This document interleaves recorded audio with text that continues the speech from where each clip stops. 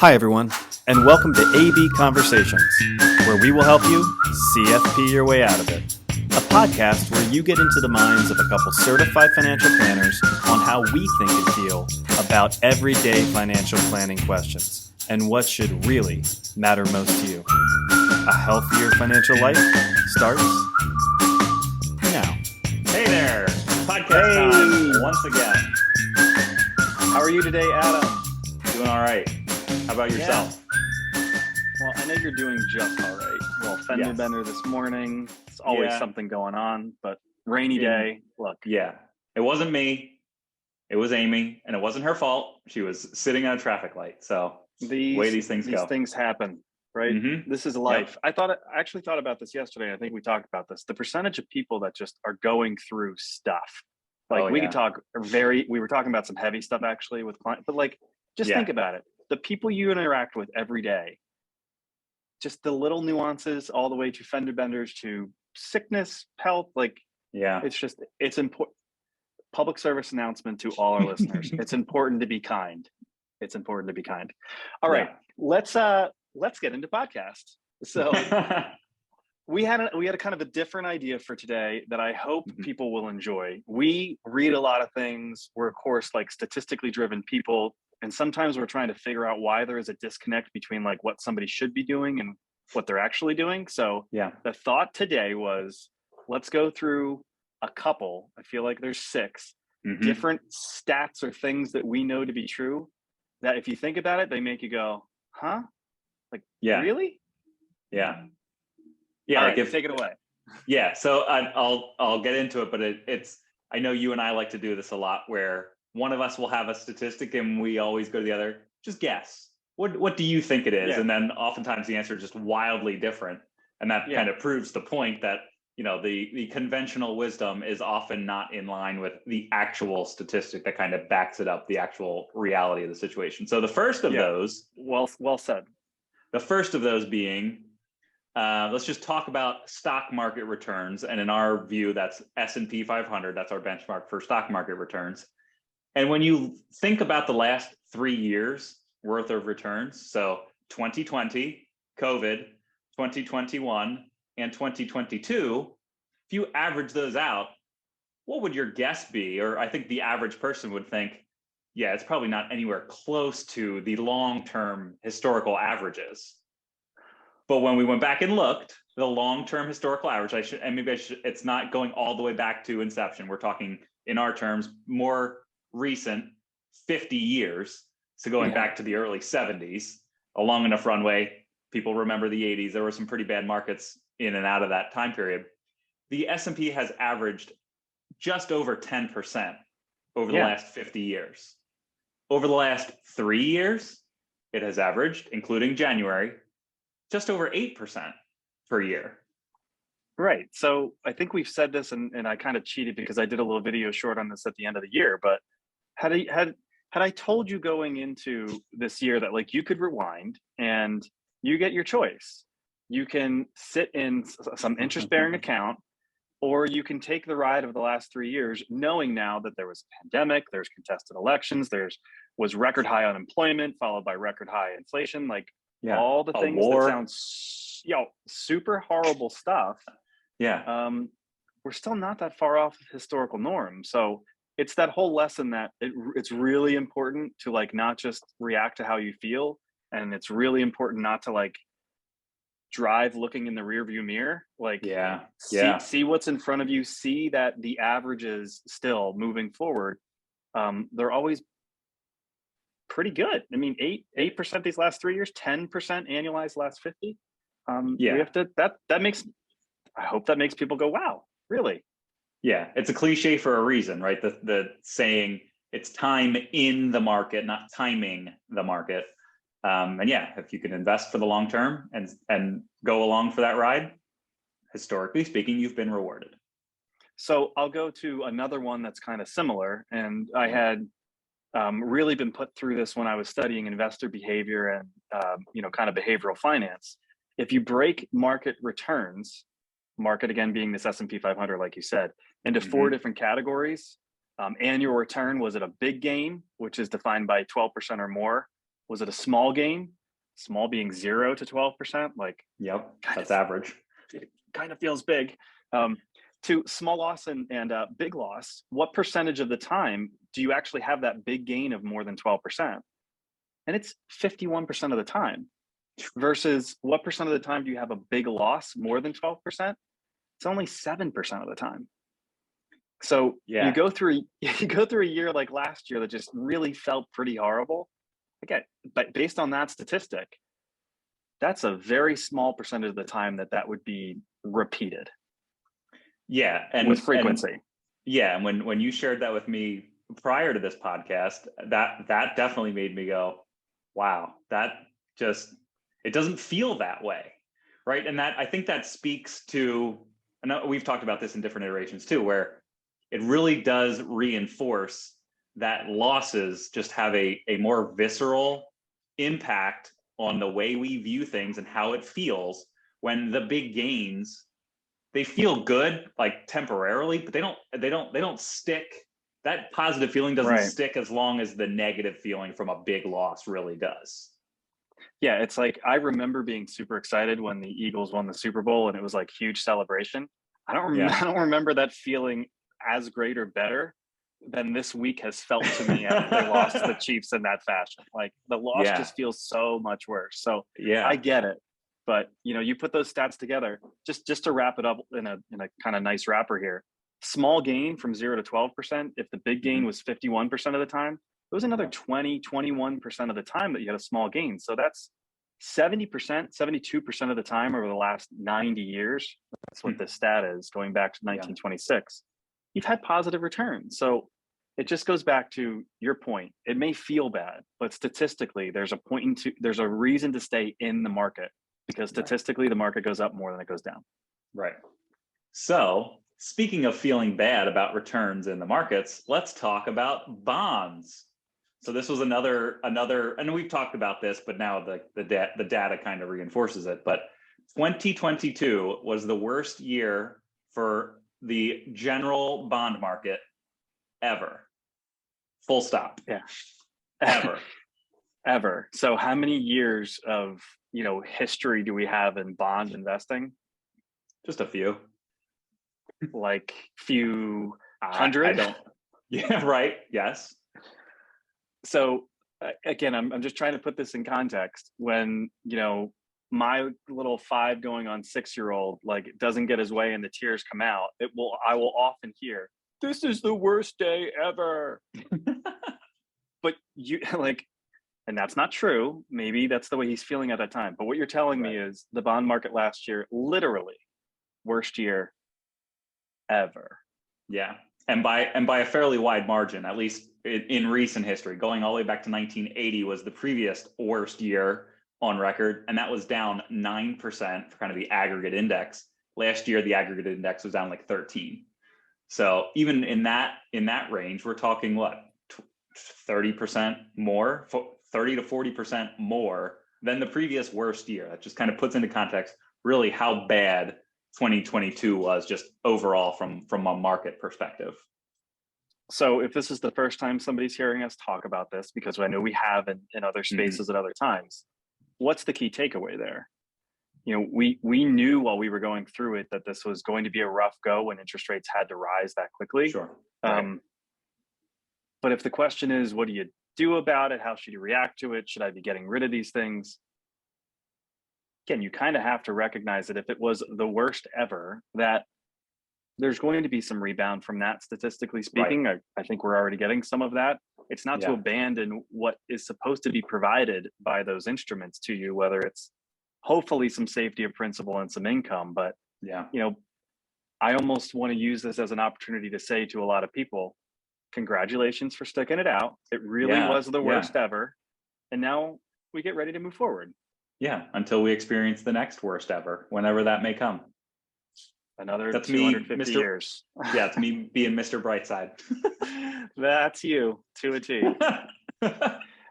All right, we're planners. Let's get off of like investment Yeah. statistics and talk about some planning things. And I want to go right to estate planning, because Mm. this is a stat that always stuck with me.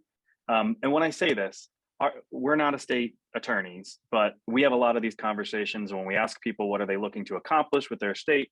No one wants to be a burden on their family. Nobody wants to put their family in a bad spot, having to settle an estate that's completely disorganized, or not have documentations done because the defaults to the Commonwealth of Pennsylvania, wherever you live, they may not align with you. But what percentage of people actually have a will? 33%. That's it. 1 out of every 3 people has a will, even though, I don't know, our small sample size of Right. clients, Right. I feel like it's close to 100% would say, don't really want to be a burden. Don't want to leave a Yeah. sour taste in my family's mouth because I didn't organize anything or have any documentation done. Yeah, and this one stood out to me too, and I guess it shouldn't because we've seen it. But yeah, the disconnect, and maybe you said this, it's the disconnect between what someone may want to avoid or what they would want to see happen, and the formality of just documenting that, and the time and a little bit of money that goes into that shouldn't be a super high hurdle. But sometimes, especially when you think about estate planning, I know we've talked about this before, it's not a fun exercise, right? It's not a fun thought process to go through. But maybe it's it's not going to happen to me. Like I got time, I'll figure it out, I'll do it later, and you just kick that can down the road kind of in perpetuity. But yeah, this one definitely stood out to me as a wow. I didn't realize it was that wide of a chasm, between the people that have it and the people that don't. Yeah, and I won't stay on this rant and tangent for too long, but I think that's where we have tried to figure out how we can help people with that. And it's not just to introduce people to a good person to work with who may help get that done. I realize that it sounds daunting, but it is one of the things you have to do. But sometimes it's the how. How do I go about doing it? And that's where, in this day and age, technology really can help you. In the same way that, look, if 33% of people get their will done, 100% of people should be getting their taxes done, right? Like that's a requirement. And how do people do it? They found a way through programming a TurboTax or something like that to make it hopefully very simple. The same thing exists in estate planning at this point. There's a LegalZoom and Everplans that we like to, introduce to some people depending on the situation that may be able to walk you through it. So if you're a part of that 67% that sees it really valuable but hasn't done it, let's figure out why you haven't and recognize how you can go about it in a way that's going to suit what makes you feel okay. Yeah. So I'll pivot to another one, similar vein, but life insurance. So we are strong proponents of not overpaying for insurance. It's insurance for a reason. And when it comes to types of life insurance, term is one of the cheapest ways to get that coverage. But the statistic that we saw was term insurance actually pays out a death claim less than 2% of the time. Right. So of all the people that have bought term insurance, I am one of them. I know you are too. They haven't paid out yet because we're here talking. But less than 2% of the time does term insurance actually pay a claim to a beneficiary because the account owner has died. Which to me, that blew my mind. Yeah, but I know that you shared, and I'm not going to steal your thunder. I'll let you take that. In a way, that kind of makes sense. The whole point of a term policy is that it's supposed to provide you, I hope, with some security and dare I say, some peace of mind that if something bad happens, you've created some sort of financial backstop for your family. But the intent is to outlive that, right? That I'm in this 10-year term, 20-year term, I'm going to live a long and healthy life, and I paid for it, but I didn't need it. Yeah. But I think you found an even more crazy statistic on the details of why 98% of the time it doesn't pay out. Yeah, it was more than 90% of the time. So essentially, for anybody that purchased a term policy, 90% of the time, before the end of whatever that term is, the policies were either canceled or they were converted to other permanent coverage.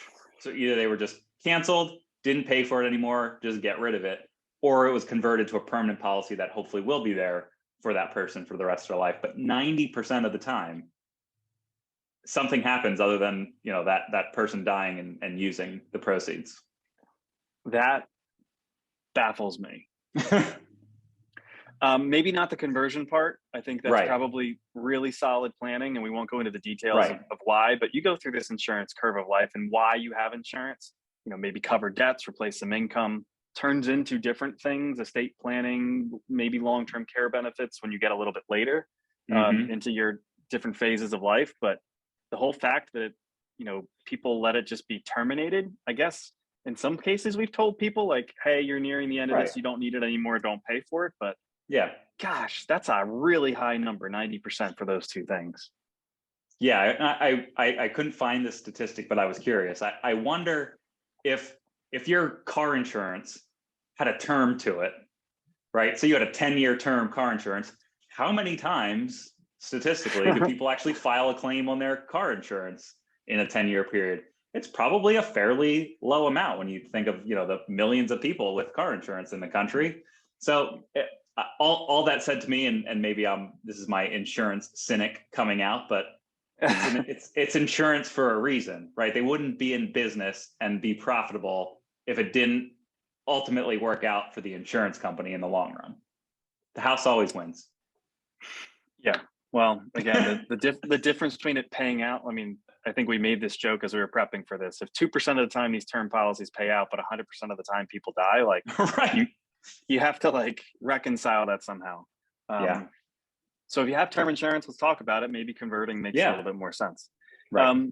Let's end then kind of on our bread and butter, just retirement planning in general. And I know that we will often read these studies. This one came from an Edward Jones. I think it was actually maybe a year or two ago. They probably do it every year, but we did a podcast on some of these statistics at that time. And the one that I found somewhat shocking, made me go, was that 3 out of 4 retirees, so 75% of the people who were ready to retire had not done any calculation on what they were going to need in retirement. Yeah. So the whole premise of our business, helping people recreate paychecks and find out, am I going to have enough money to last my lifetime? Yeah. Only 1 out of 4 people have done it. Yeah. Yeah. That one stunned me too. And it like the questions just start coming to mind, like why? Like why haven't people even tried to explore that? And I think there's a multitude of reasons, but I think one of them is maybe they just don't want to know the answer. Yeah. I think that's part of it. And I know we didn't mean to go here, but let's just keep doing it. The first thing that pops into my mind is, again, some of the problem with our industry that, you know, we have a bunch of licensed advisors in this industry that have made that not a partnership. It's been, well, I don't want to go to somebody who's going to sell me something or not tell me all the details or not educate me the way that I kind of want to understand this stuff. Yeah. And that would be a shame too. Yeah. There's definitely a trust issue in the financial industry. It's not what it's known for. Being incredibly trustworthy. But I want the takeaway to be, all right, so for those 75% that haven't done it, here's why it's important to do it. In the same way we're talking about insurance and estate planning with these wills, people are living longer.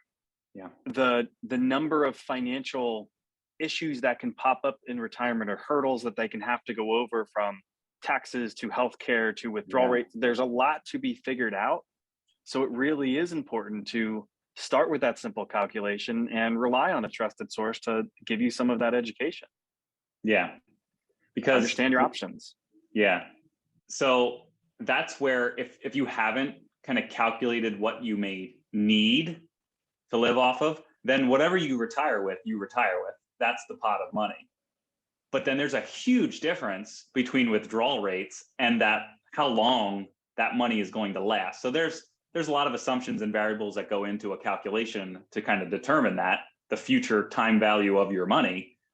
But for our quick hypothetical that we kind of put together, the difference between taking 5% withdrawals every year and 3% withdrawals every year can be as much as 15 years worth of your money lasting.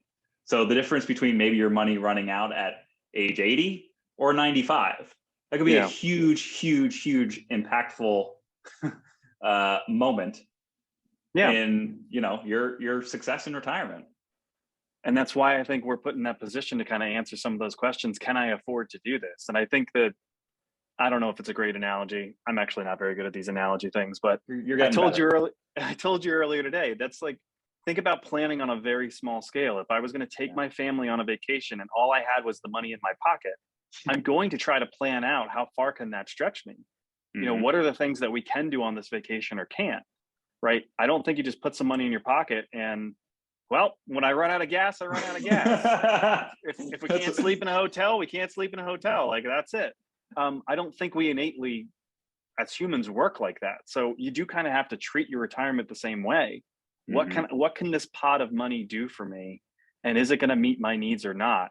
And if it's not, what are the variables that I can move around to get things better aligned to hopefully give me a higher percentage likelihood of success?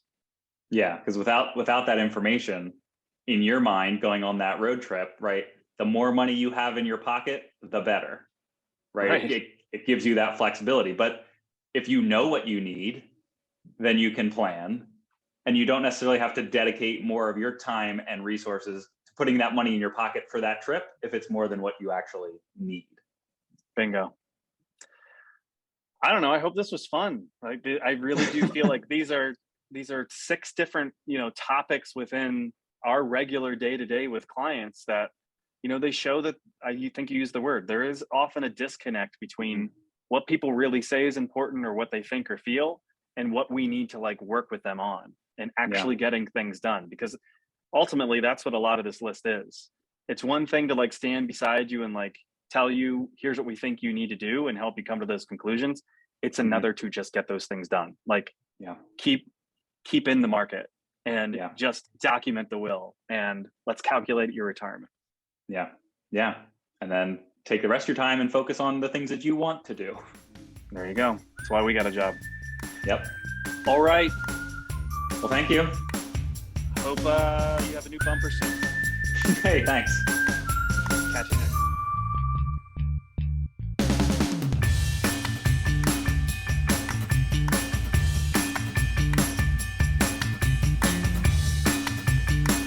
Hey everyone, Adam and I really appreciate you tuning in. Please note that the opinions we voiced in the show are for general information only and are not intended to provide specific recommendations for any individual.